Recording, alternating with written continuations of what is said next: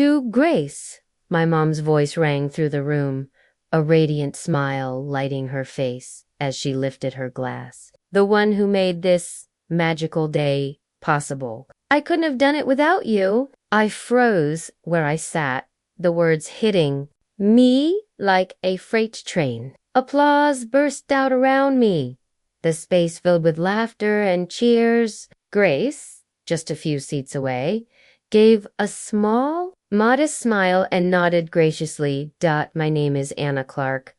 I am Sunju, and until not long ago, I believed. My relationship with my mom was solid. We'd been close movie nights, deep conversations over coffee. We had a real bond. But everything changed when she began dating Mark, the man she's now married to. Slowly, I felt her drifting away, replacing me with Grace, her new stepdaughter's son. Younger, prettier, and seemingly flawless. This wedding was supposed to be a way for me to reconnect with her, a chance to show her that I still mattered. I had spent months planning every little detail, quietly paying for everything: venue, flowers, decor, but at her request, it was all to be a surprise, meant to preserve the magic. And now, here I was, completely invisible as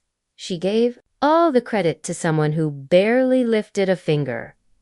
The months leading up to the wedding had been nothing but a storm of work, stress, and quiet sacrifice. Mom had chosen not to be involved at all. And I don't want to get caught up in the stress. She told me early on, "You're just better at this kind of thing. Surprise me, okay? I know you'll make it perfect." Her trust, though flattering, felt oddly distant. She never once asked about how things were going. No questions about the flowers, the venue, or the guest list. I kept telling myself she just wanted to enjoy the surprise. I poured myself into every detail: the venue, organizing, the seating chart, checking vendor lists twice over. I convinced myself it would bring us closer. What I didn't realize, what I only saw too late, was that behind the scenes, Grace had been feeding my mom a very different story. She had been taking credit for everything. It started to make sense why Mom never seemed curious about how the planning was going. Grace had made sure Mom believed she was the mastermind. I remembered a strange moment a few weeks before the wedding. I was in the kitchen, jotting down notes for the guest list, and overheard them in the living room.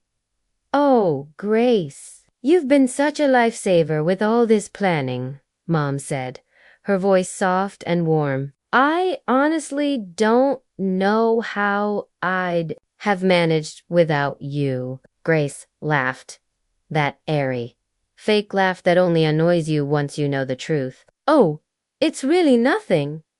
I just want your day to be perfect."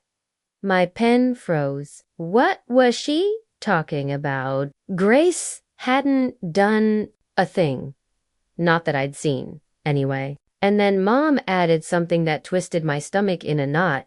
I thought Anna was handling it, but honestly, I think you're probably better at it than she is.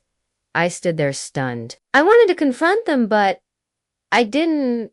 Maybe Grace was helping a little. Maybe Mom was just being nice.